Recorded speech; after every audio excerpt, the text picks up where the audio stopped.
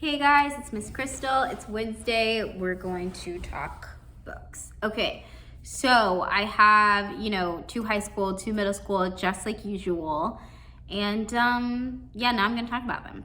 So, the first two are gonna be high school, and then the last two are gonna be middle school, just so you know what's going on.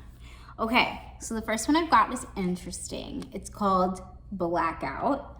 And Blackout is written, you see all these names and stuff, so it's a short story collection, and it's written by, it looks like mostly just women of color. I don't see any guys, but it's definitely Black authors, if not only women of color. And it is like love stories or like, I'm gonna be more broad and say like relationship stories. And it's about like Black teen love basically is the theme, and also the common thread is like blackouts, so power outages, and then like the craziness that ensues. So definitely, like I tell people, if you're in a reading slump, short stories are a great way to go, because 5 pages and you're done with an entire story, and you're like, oh, let me try for the next one. So it's like a less intimidating literature format. Okay, next one, We Can Be Heroes. So this one is about Beth and Viv. I believe that's Beck and Viv.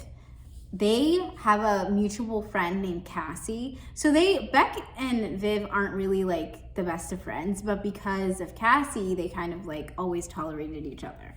And Cassie unfortunately died. She was murdered by her ex-boyfriend, who came to school with a gun. And her ex-boyfriend, he is the son of like a man who owns this like huge weapons and firearms basically company.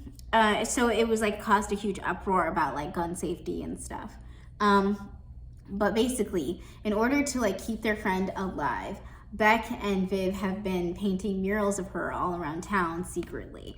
But then the murals start to like crop up on like social media and stuff, and it starts to gain attention. Now, apart from that, Cassie is a ghost that basically haunts them and is hanging out with them all of the time. And then they decide like with all this stuff happening, with like the publicity of all these like murals and stuff of her, they're like, okay, we're gonna try to get justice for her. But it's pretty hard because like her shooter's father is fighting pretty hardcore for his son for obvious reasons. So, it's a good one. It's relevant. Go for it.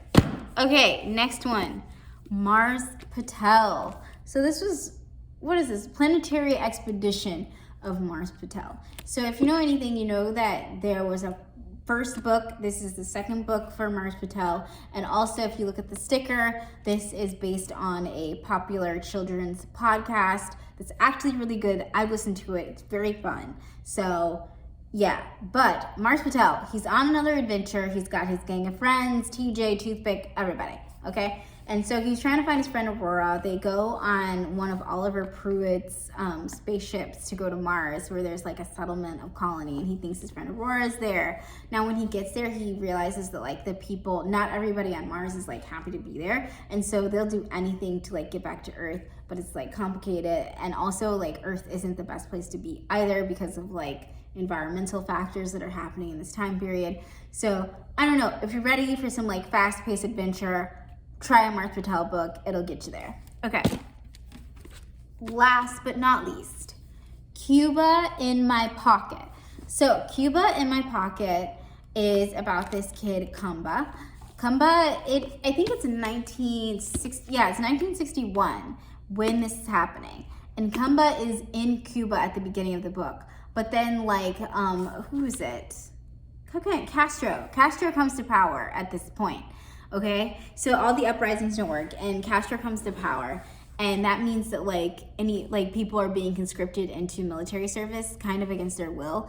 And so in order to save him from that fate, his family sends him to America.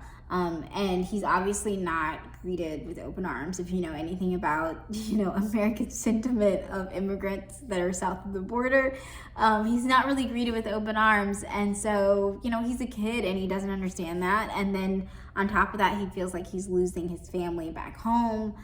He's writing to them, but he feels like you know, are we ever gonna be together again? And all these like terrible questions are entering his mind. So it's a good reference. If you don't know anything about 1961 and the power regime of Castro, then I suggest. Okay, those are it. Hopefully you saw something that you were at least were interested in. And I know I talk really fast, so I do put the names of all the books into the description box on the YouTube channel. So if you want to go that route and you want to just look at the books and not listen to me, then that's cool too. Okay, see you guys later.